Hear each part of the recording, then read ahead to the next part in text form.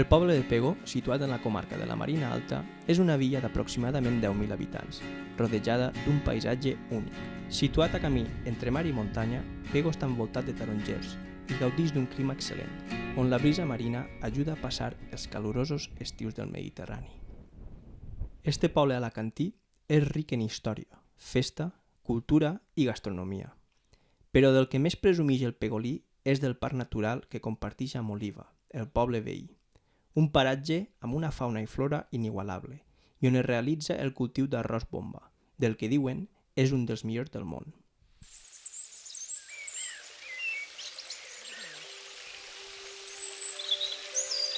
A mi m'agrada molt l'aigua i el verd que n'hi ha és molt bonic. El parc natural Pego-Oliva compta amb diferents zones on es pot passejar rodejat de la naturalesa i oblidar-se de l'estrès de la ciutat. Tant els pegolins com els turistes de tot arreu gaudeixen de passejos, ja siguin a peu o en bicicleta. Jo, totes les vespretes, allà que ronda l'Essa de l'Esprà, que ja el sol ja no pega tan fort, me'n vinc ací, deixo el cotxe i correc, perquè pel poble fa massa calor, les carreres així per lo menos n'hi ha frescoreta. Els passejos també es poden realitzar en barca al llarg del riu Bullent, un dels més cabalosos d'Europa.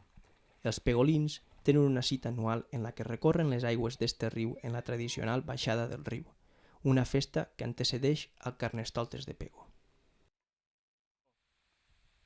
Per al que li agrada més la tranquil·litat, pot escollir la pesca, sentar-se a vora el riu i esperar que piquen. Al Bullent conviuen una gran varietat d'espècies marines. Pues així es pesca la llissa principalment, també està el llobarro, està la carpa, el black bass, però principalment estan pescant així la llissa. Deixant la zona de passeig i pesca del parc, ens endinsem en el conreu de l'arròs pegolí. 267 hectàrees on naix el producte més reconegut del poble de la Marina Alta. Pego sempre ha estat lligat al cultiu d'arròs.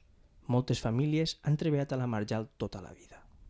Els homes antics a la terra la porten a la sang. La sang la portem des que van néixer, de quan els ibers van vindre així. Nosaltres cavàvem la terra i de la terra menjàvem.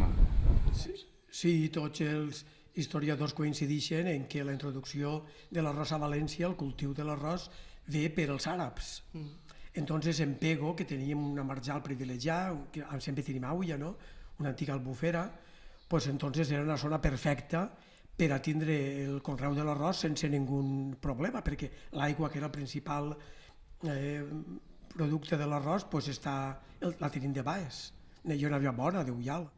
Amb el cultiu de la varietat bomba, que gràcies al privilegiat microclima de la marjal pegolina i els seus manantials d'aigua cristal·lina, Pego va aconseguir el salt de qualitat d'un producte que, actualment, utilitzen els millors cuiners d'Espanya. Els pegolins produeixen més de 1,5 milions de tones d'arròs a l'any. L'elaboració i empaquetació del producte es realitza als molins tradicionals de Pego, on la maquinària i l'artesania es fonden per a obtindre un acabat únic i que és distribuït en els millors restaurants de la comunitat. Nosaltres l'arròs el tratem de forma tradicional. O sigui, utilitzem un molí d'estos antics, un molí en què el trata encara de la manera que es feia antes, i tratem de fer-lo, encara que no ix a la perfecció com un molí d'estos moderns d'avui en dia, manté la tradició d'antes, que era, encara que té algun granet que té un poquetet de color diferent, però es manté més que res a la forma tradicional d'antes. L'arròs bomba de Pego ha aconseguit el reconeixement tant a casa com a la resta del món. És el segell d'identitat d'un poble que ha sabut treure profit del seu parc natural amb un exquisit respecte pel mig ambient.